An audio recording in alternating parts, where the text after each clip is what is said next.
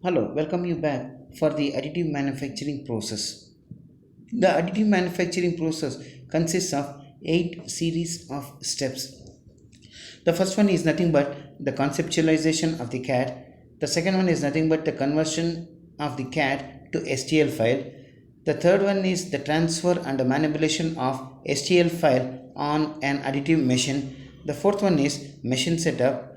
The fifth one is built up parts.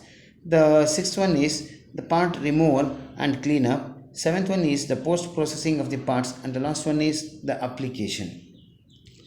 Now, these are all the sequence of operations which is undergoing in the process of the additive manufacturing. In the further, we are discussing in detail with respect to these steps. The first one is nothing but the conceptualization of the CAD.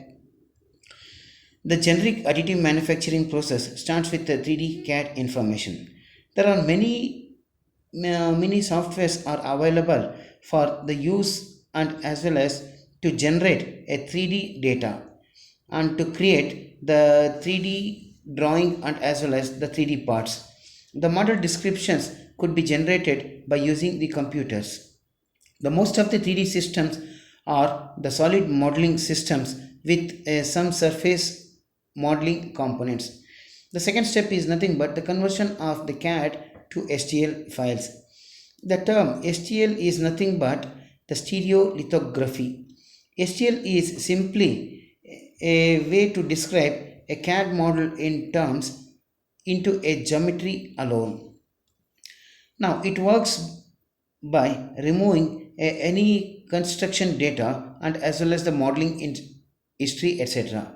But the approximating the surface of the model with a series of triangular facts. The minimum size of these triangles can be set within the most CAD softwares, and the object is to ensure the model created do not shows an obvious triangular on the surface. The process of converting to a STL is automatic within the CAD systems. The STL file repairs or it can be repaired software is used when there is a problem within the file which is generated by the CAD system that may prevent the part from being scrapped or being rejected.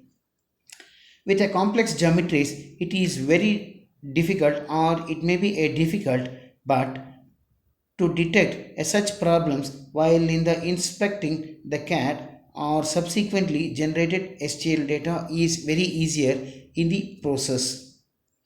If the errors are small, then they may be rectified and it can be corrected very easily in the sequence of the process itself.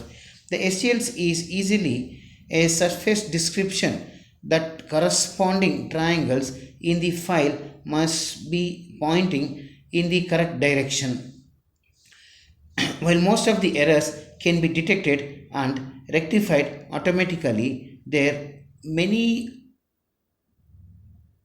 methods can also be adopted to rectify the faults in the process. Most of the errors there may also be required and corrected manually also in the intervention.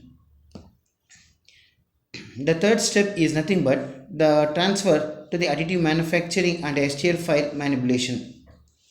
Once the STL file has been created, it can be sent directly to the target, which is nothing but the additive manufacturing machine. Ideally, it should be possible to press or to a button. Print a button, the machine should build the part straight away. However, there may be a number of actions required prior to build the parts. The first task would be a variety or the verify the part is correct or not. Additive manufacturing systems softwares normally have a virtualization tool that allows the user to view and as well as to manipulate the parts if it is required in the process of operation. The user may wish to reposition the part or even the change in the orientation to allow it to build at a specific location within the machine. It is a quite common to build more than one part in the additive manufacturing machines at a time. The main advantage of this technique is n number of parts can be fabricated very easily, but the only drawback is the size matters. This may be a multiple of the same parts can be fabricated very easily and completely different STL files can be used to fabricate two different types of components or a same type of component or same components can be fabricated very easily in the process. The step 4 is nothing but a machine setup. All additive machines will have at least some setup parameters that are specific to the machines. Some of the machines are only designed to run perhaps one or two different materials and within with no variation in layer thickness or other build parameters. In the more complex cases, to have a default settings or the save file from the previous defined setup to help the speed up the machine setup process and to prevent the mistakes. Normally, an incorrect setup produces will still results in the part being built very easily in this process. The fifth step is nothing but a build setup. The first few stages of the additive manufacturing process are semi-automated tasks that may require a considerable manual control, interactions, and a decision making. Once these steps are completed, the process switches to a computer controlled build phase.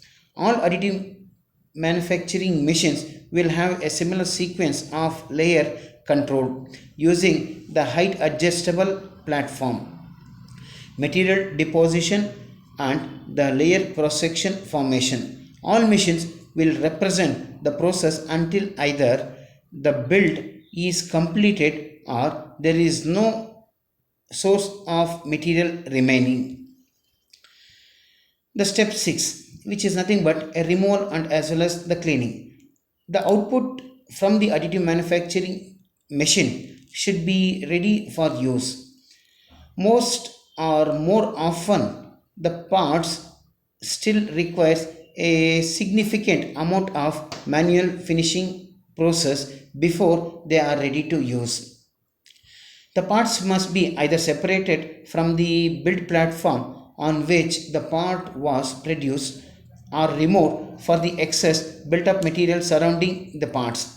Some of the additive manufacturing process uses additional materials other than that uses to make the part itself, which is nothing but a secondary material process which is required both in the case of the additive manufacturing and also even in the case of the subtractive manufacturing. Step 7, which is nothing but a post processing. The post processing refers that usually a manual stages of the finishing of the products for the application purpose. This may include the abrasive finishing like polishing, or it may be sandpapering or deburring, or some applications with respect to the coating. The last process, which is nothing but the application. Following the post processing, the parts are ready for the use. Although parts may be made from a similar material to those which are available from other manufacturing process, the parts may not have according to the standard material specification. In such cases, these materials should undergo a secondary treatment or a secondary process by which we can enhance the properties of the component. Some of the additive manufacturing process created with the small voids or the bubble traps inside them, which could be a source for a part failure under the mechanical stresses or the mechanical loading. Some process may causes the material to degrade during the building or for the material not to bond, links or crystallize in an optimum way. In this process, a secondary process is required, which is nothing but a coating technology or it may be a plating technology. Next is nothing but the classification of the additive manufacturing process. The rapid prototyping is classified into two: the material addition and the material removal. In the case of the material addition, there are three types, which is nothing but a liquid, a discrete particles, and as well as the solid sheet. And below the liquid, which is nothing but a solidification of the liquid polymer, or the solidification of an electroset fluids, or the solidification of a molten material. But in the case of the discrete materials, fusing of a particles by a laser or joining the particles with a binder. But in the case of the solid sheet, bonding of the sheets with a adhesives, which is nothing but a low method, or the binding of the sheets with a light. This is nothing but the classification which is done in the case of the additive manufacturing process.